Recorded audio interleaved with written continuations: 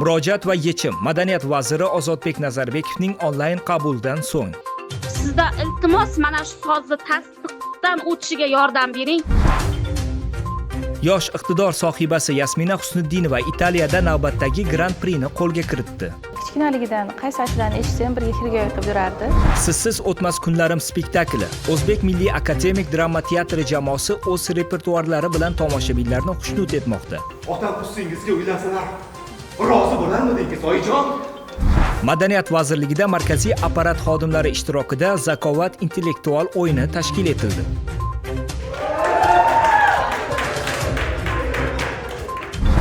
Retro filmlar dunyosiga sayohat. O'zbekiston Milliy kino san'ati saroyida retro filmlari haftaligi o'tkazilmoqda. Muhammadjon, bu yoqqa kelganda siz meni tushuntirishmadi nima qilish kerak. Borasan tuz so'rasa qaytsa, rejissyor menga tushuntirmasdi nima qilish kerak. Botir Zokirov nomidagi Milliy estrada institutida qadriyatlaring boqiy bo'lsin Navro'z shiori ostida milliy qadriyatlar sayli bo'lib o'tdi. Qo'qoncha osh qilyapsiz-a siz? Ha, qo'qoncha.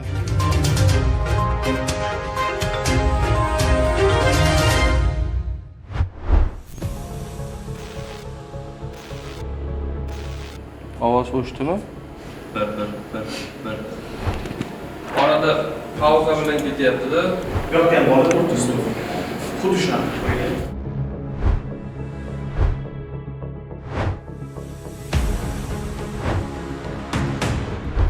Aka, taxminan 1 soat vaqtimiz qoldi. Sizga yarim soat vaqt yetadi menimcha. Bilamiz aka, tayyor turibmiz. O'shalik ishlagan joydagi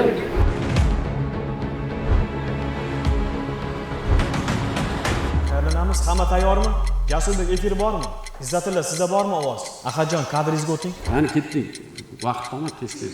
Murojaatingizni yo'llashingiz kerak bo'ladi. Marhamat. Xabaringiz bor, Madaniyat vaziri Ozodbek Nazarbekov fuqarolar bilan onlayn qabulni yo'lga qo'yib, murojaatlarni qabul qilmoqda. Shular aniq Jizzax boshqarma.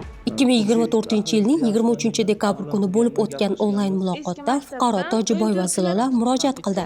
Madaniyat vaziri Ozodbek Ahmadovichga onlayn qabullarida bundan oldingisida murojaat qiluvdim. Qabulga tushib qoldik, murojaatni yo'lladim. Xj Boburiy so'zi tasdiqdan o'tmagan ekan. Sizda iltimos mana shu so'zni tasdiqdan o'tishiga yordam bering. O'sha ro'yxatdan o'tkazish, tasdiqlash masalasini umuman bu muammo deb ko'tarayotgan birinchi manman o'zi. Yana boshqa bir ilmiy nimalar tashkil qilishimiz kerak, xulosalar olishimiz kerak. Mana shunaqa joylar bor-da, endi buni hujjatida ozgina yuguradigan, harakat qiladigan. Hozir shu jarayondamiz opa. Murojaat yakunida vazir fuqaroning farzandiga yangi musiqa asbobi sovg'a qilishni aytib o'tgan edi. So'zi yarayaptimi o'g'lingizni hozir? Ishlayapti. Yorilgan nima qilib berdim-da hozir. Yamatib berdim. Bu bitta yangisini olib borib berishadi bolalar. Topinglar, telefonlarni olinglar.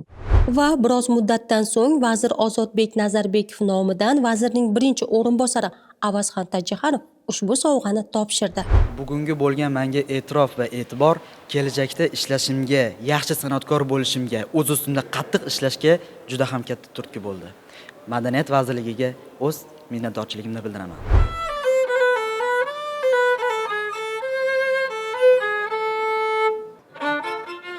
Madaniyatnoma Dilnavoz Muhammadqul va Jasurbek Abdujalilov Madaniyat vazirligi matbuot xizmati.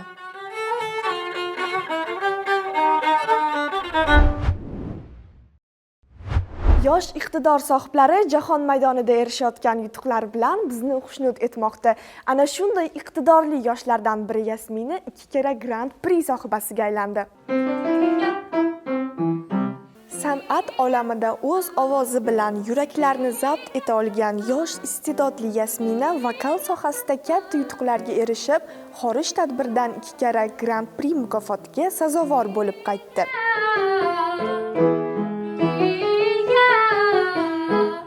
Uning ovozi nafaqat mahalliy, balki xalqaro sahnalarda ham e'tirof etilgan.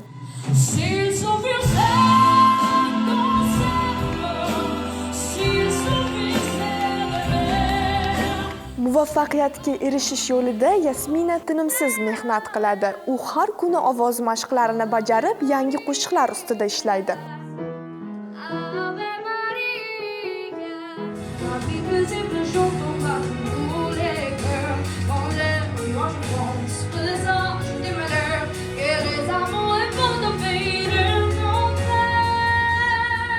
Yasminaxonda musiqaga qiziqish qanday bo'lgan, qanday uyg'ongan? Yoshligidan sezib qolganmiz.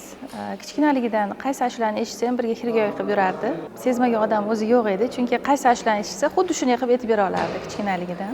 O'zi akasi, meni katta farzandim, professional shaxmatchi. Yasmina ham shaxmatga qiziqardi, u ham darslarga qatnaydi shaxmatga, lekin musiqaga bo'lgan qiziqishi kuchliroq ekan. Biz uni musiqa maktabiga olib keldik. Hozir mana 4 yildan beri o'qiyapti. Ustozlarga rahmat, juda ham omadli qizim deb o'ylayman, chunki yaxshi ustoz qo'liga tushdi. Tabriklaymiz, o'quvchingiz Yasminaxon 2 karra Grand Prix sohibasiga aylanibdilar. Taassurotlaringiz qanday? Taassurotlarimiz albatta cheksiz. 2024-yil iyul oyida Belarusiyada Vitseb shahrida bo'lib o'tgan Slavyanskiy bazarda ham qizimiz Grand Prixni sohibi bo'ldi. 15 ta davlatdan bolajonlarimiz qatnashgan. 7 ta juri hakamlar a'zosi 7 ta davlatdan bo'lgan.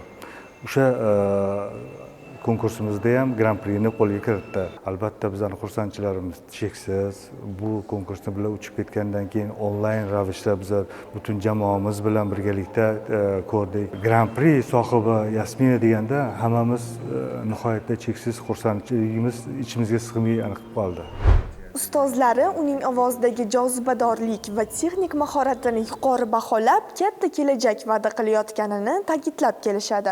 Repetitsiya jarayoni men kelaman, keyin raspevka qilamiz, ovozimni ochish uchun. Keyin ashulaga o'tamiz va ashulalarni aytamiz.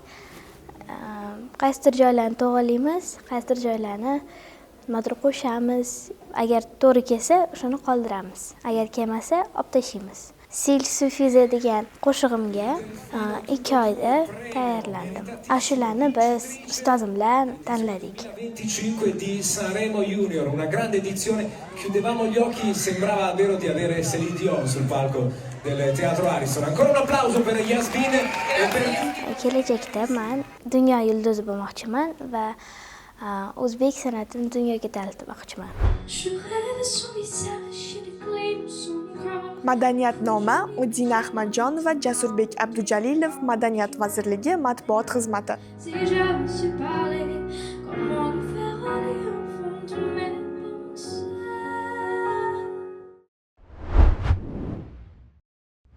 Teatr san'ati inson ruhining eng nozik iplarini chertib, ba'zan o'ylantiradi, ba'zan kuldiradi, ba'zan esa yig'latadi. Sizsiz o'tmas kunlarim. Ayni damda biz ushbu spektaklning jarayonlari bilan tanishishga tashrif buyurdik. Aynan shu parda ko'tarilishi bilan tomoshabinlar spektakldan bahramand bo'lishlari mumkin.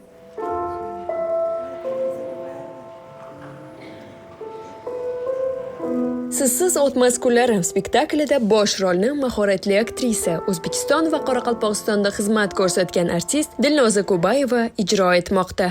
Hali hammasi yaxshi bo'ladi. Har doimgidek.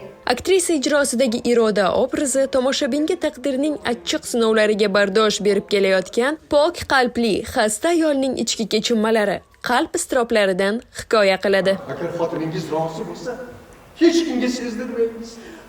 Otangiz haqida gapiryaptilar. Avval pichoqni o'zingga ur. Og'rimasa keyin birovga dedilar. Otam ustingizga uylansalar, rozi bo'larmidingiz, oyijon? Ota-onangiz haqlar, Ismoil aka. Javobimni bering. To'g'risini aytsam, hozir spektaklni ko'rib, men o'zim boshqacha bir hissiyotla to'ydim. Juda ham ta'sirlanib ketdim. Bu hayotda hamma narsa ham nima deydi? Biz xohlagandek bo'lavermaydi. Bir berib sinar ekan, bir olib sinar ekan, lekin bu yerda shunaqa katta muhabbat bor.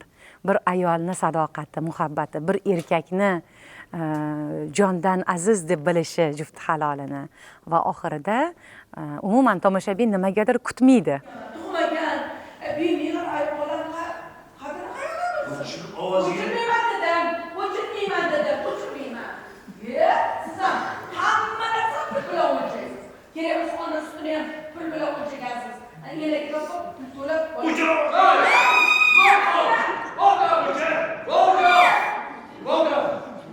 meni ham bitingni.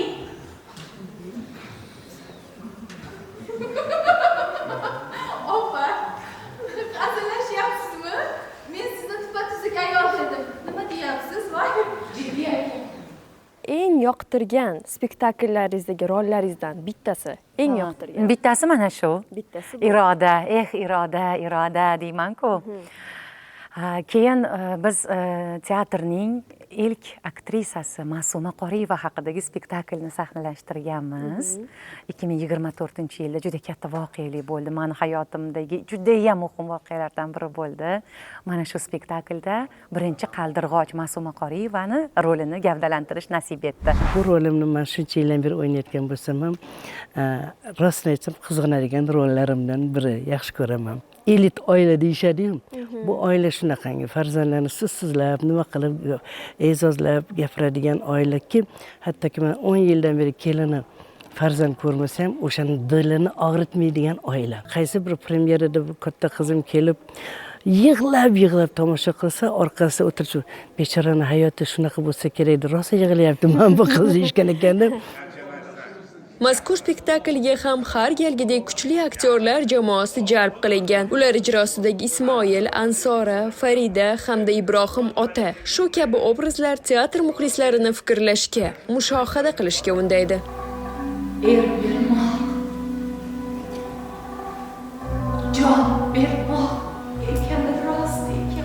Madaniyatnoma. Dildora Sultonova, Jasurbek Abdujalilov, Madaniyat vazirligi matbuot xizmati.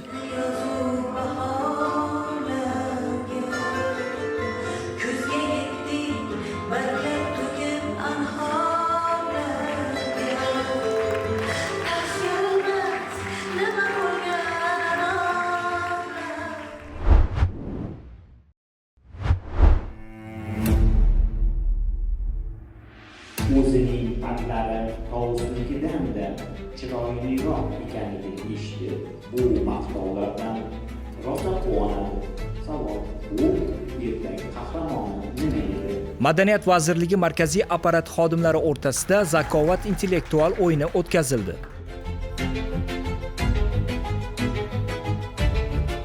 Unda vazirlik xodimlaridan iborat lochinlar, erudit, renessans, zukkolar jamoalari ishtirok etib, tafakkur bahslarida o'zaro kuch sinashishdi.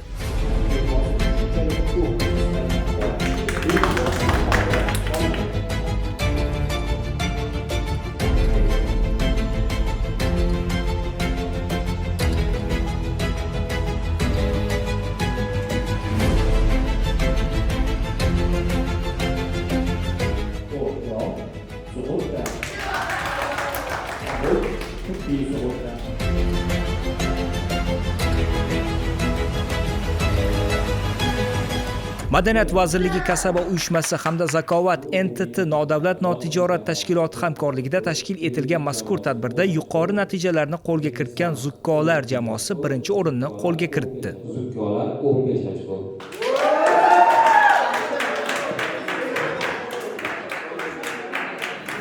Alisherjon Behruzbekga katta rahmat aytamiz va arzimagan bir minnatdorchiligimizni izhor etib qo'ymoqchimiz. Vazirligimiz nomidan rahbariyat. Zakovat intellektual o'yini g'oliblari 15 aprel Madaniyat va san'at sohasi xodimlari kunida munosib taqdirlanadi. Juda xursand bo'ldik. Ozgina bo'lsa ham chalg'ish asnosida, xudo xolasa endi buni hozir gaplashib o'tirdik, vazirliklar o'rtasida ham bo'ladigan bo'lsa, biz ham ishtirok etishimizni aytdik. Rahbariyatga agar murojaat qilinadigan bo'lsa, qarshilik yo'qligini aytishdi. Albatta, boshqa tashkilotlardan ko'ra ko'pchilik biroq ekansizlar. Ayollar ligamiz bo'ladi, har oyda bir marta. O'sha ligalarga qatnashsangiz bo'ladi. Yaxshi bo'ladi, zo'r bo'ladi. Hammaga rahmat.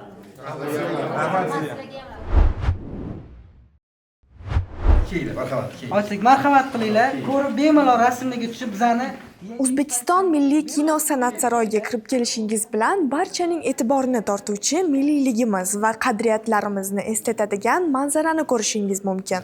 original narsa o'sha filmdagi bor narsalarni, dekoratsiyalarni qo'yishga harakat qilganmiz, bularni ko'rsanglar bo'ladi. So'tda, labbayji, berichi bo'ladi.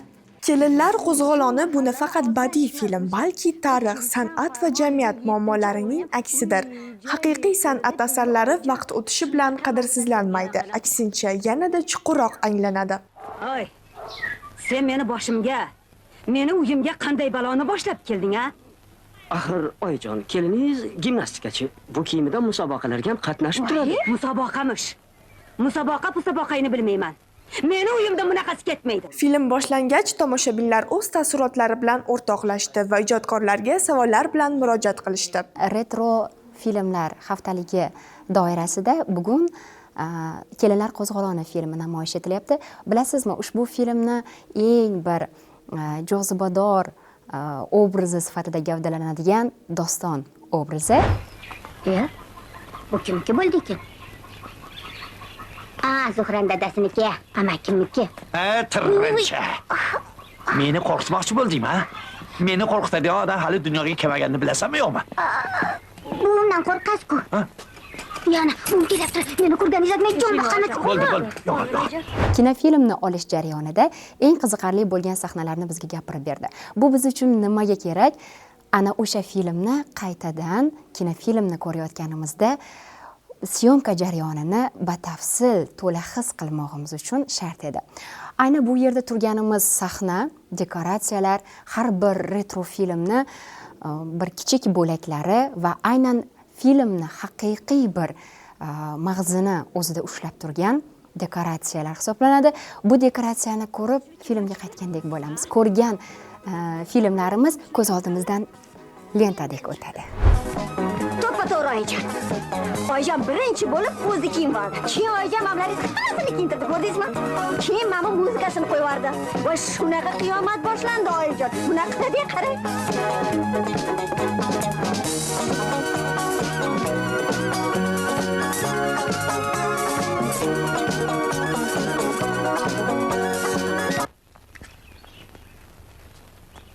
Sotdi.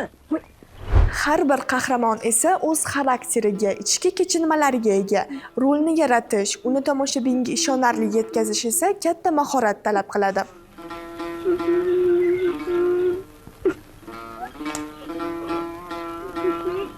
Hayron qoldim, zal to'la. Bilasizmi? Juda xursand bo'ldim. Keyin zal shunaqa bir ochiqlik bilan kutib oldi.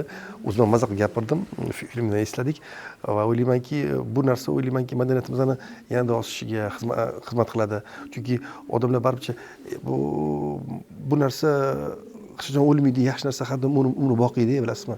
Chunki mana oradan 41 yil o'tdi, hozir mana 41 yildan keyin chaqirishib, mana shunaqa chiroyli go'zal saroyga chaqirib, mana shunaqangi retro film klubi bugun tashkillashtirilgan ekan. Bilasizmi, bir narsa aytib o'taman sizga.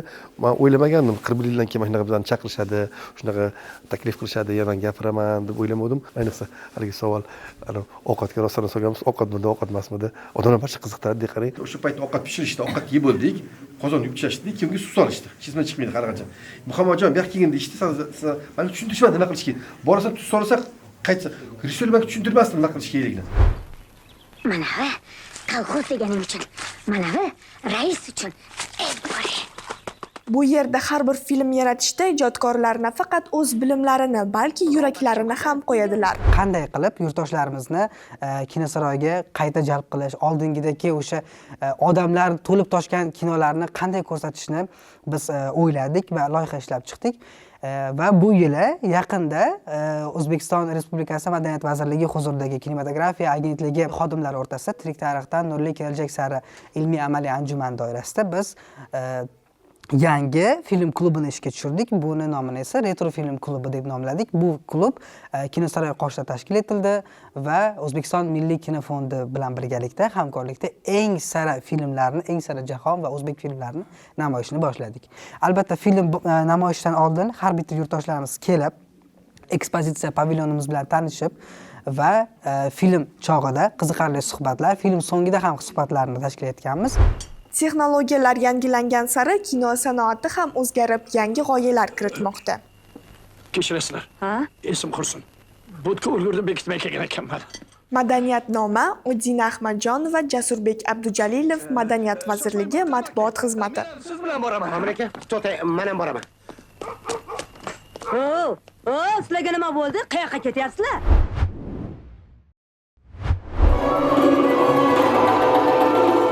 Raqsni barchaga birdek yaxshi kayfiyat ulashish bilan bir qatorda inson ruhiyatini davolovchi go'zal san'at turi sifatida yaxshi bilamiz. Undagi har bir ijod namunasi raqqosaning nozik qo'l harakatlari va nafis ijrosi orqali tomoshabinga mahorat bilan ifoda etiladi.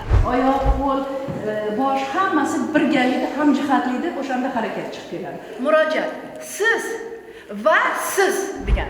Bahor davlat raqs ansambli o'zbek san'atida alohida o'rin tutadigan ana shunday ijodiy jamoalardan biri.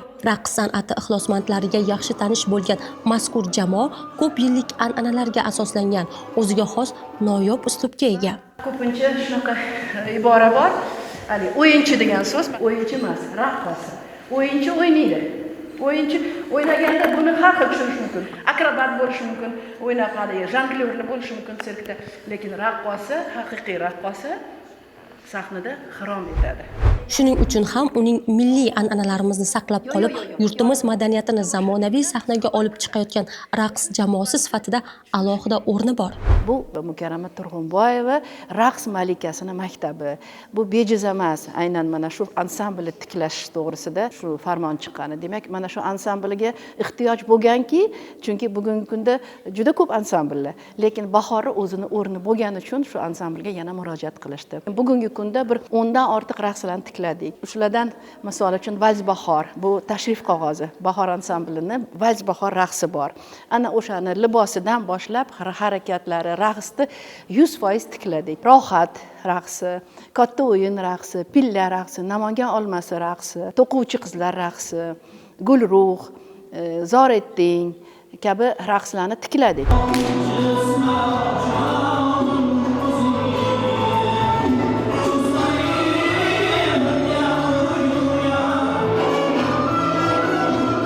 O'zbek san'ati, o'zbek raqs san'ati juda ham bir nozik san'at. Buni shunaqa bir qiziqish bilan tomosha qiladi. Bitta qizlarni sahnaga chiqishini o'zi bular uchun bir qanaqadir antiqa. Bularni kiyimi, soch turmagi, do'ppilari va bizning milliy liboslarimiz juda qiziqish bilan qabul qilinadi.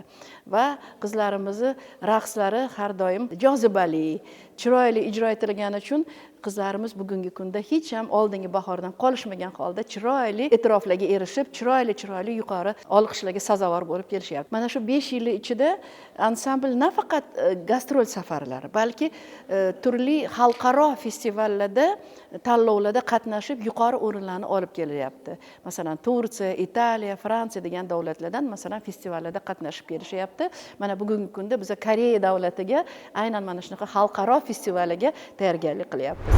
Bir qarashda oddiy harakatlardek tuyulsa-da, qizg'in ish jarayonlari ortida tinimsiz mashqlar, soatlab davom etadigan tayyorgarliklar aks etadi. Har bir raqsning jozibali hamda nafis chiqishi uchun ijodiy jamoa harakatda. Hozir hammamiz birgalikda ahil inoq bir jamoa bo'lib, yangi bahorni rivojlanishida va yangi bahorimizni butun dunyoga yana qayta san'atimizni, raqs san'atimizni targ'ibot qilishda ustozlarimiz bilan birgalikda o'z ijodiy faoliyatimizni olib bormoqdamiz. Bizda ko'proq sahnani o'zida qiziq voqealar juda ham ko'p bo'ladi. Mana yaqinda kuni kecha biz qatnashgan tadbirda, repetitsiya jarayonida, tayyorgarlikda yangi ustozlarimiz tomonidan qilingan postanovkada endi hamma raqsda har xil joyda ijro etadi. Joylarimiz har xil va biz boshqa raqs bilan adashtirib yorib, sahnada hammamiz sochini Priyamada bular bilan birgalikda biz joyimizni yo'qotib qo'yib, umuman joyimizni topib o'ynamamiz, lekin joyimiz qayerdaligini bilmaymiz.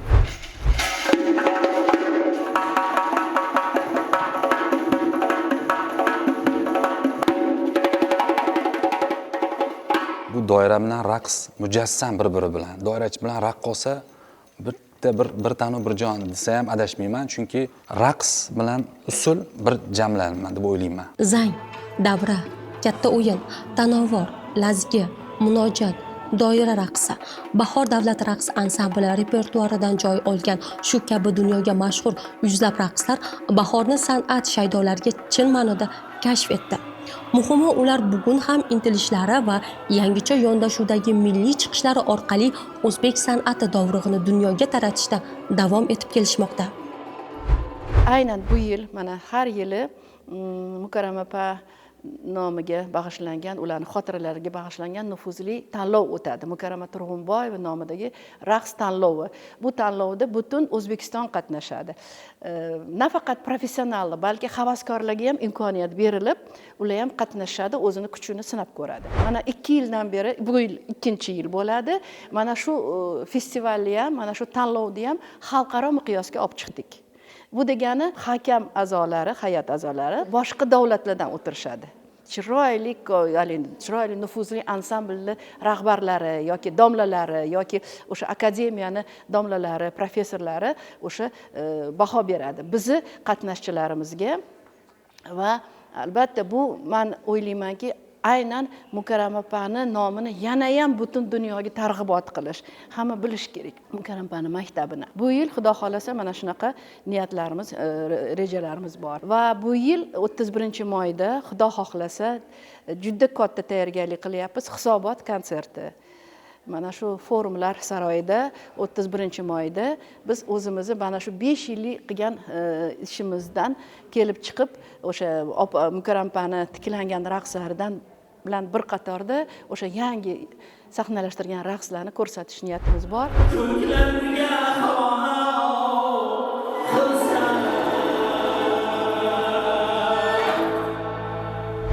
Baletmeyster raqsni sahnalashtiradi, lekin o'z raqsni maromiga yetkazish bu aynan repetitorning ishi.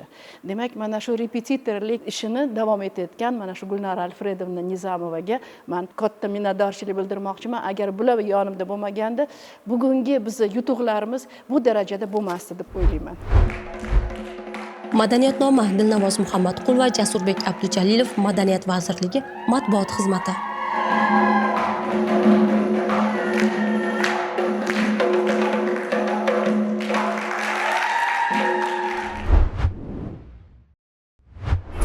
Kunimiz Navro'z bo'lsin. Mana bugun Botir Zokirov nomidagi Milliy san'at estrada institutimiz. Bu yerda Navro'z olam nishonlanmoqda. Garchi bayram o'tganiga ancha vaqt bo'lgan bo'lsa-da, bu yerda bahoriy kayfiyat aslo tark etmagan.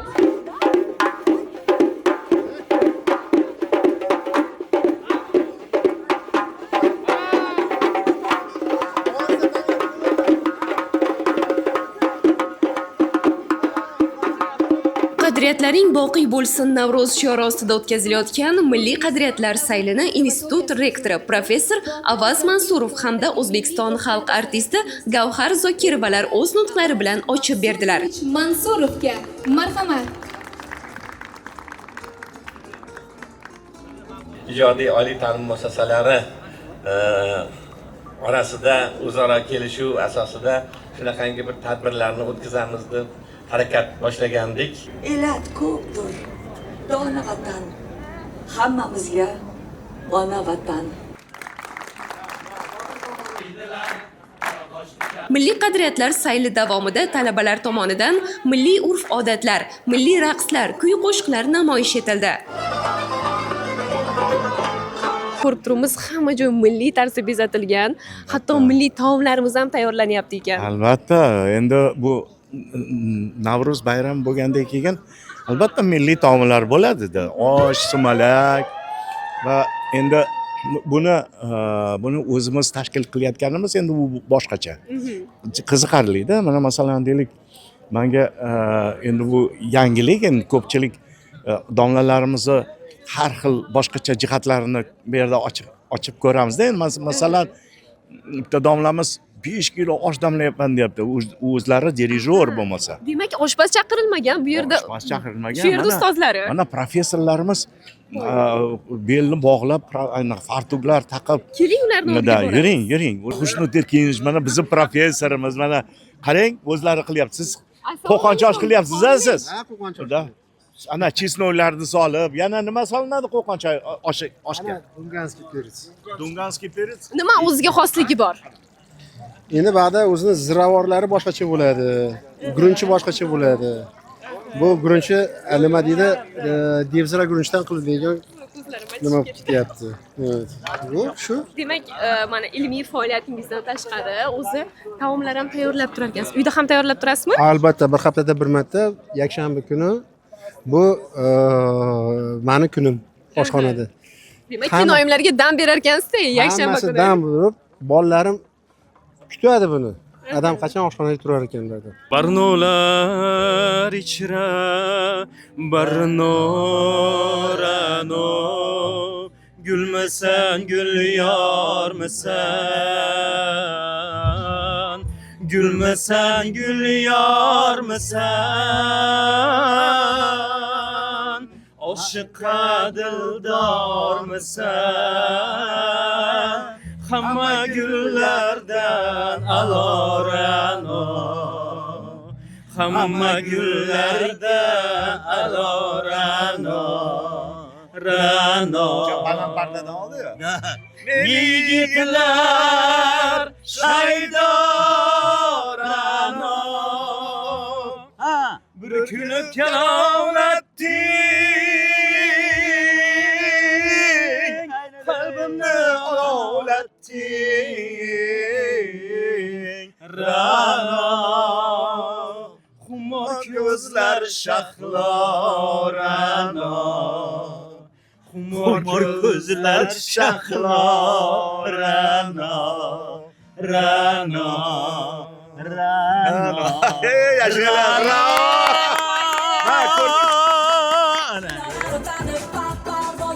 Shuningdek, tadbirda yosh estradamiz yulduzlari Umidaxon, ovoz loyihasi g'olibi Shohrux Mirzo G'aniyev, yosh umidli xonanda Hojiakbar Ro'zmetovlar mehmon bo'lishdi.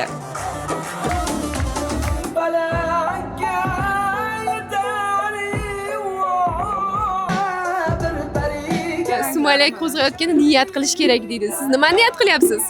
Har doimgidek yurtimizda tinchlik, xotirjamlik bo'lsin, to'kis sochinchilik bo'lsin, to'ylar bo'lsin. Institutimiz yayrab, yashnab yursin.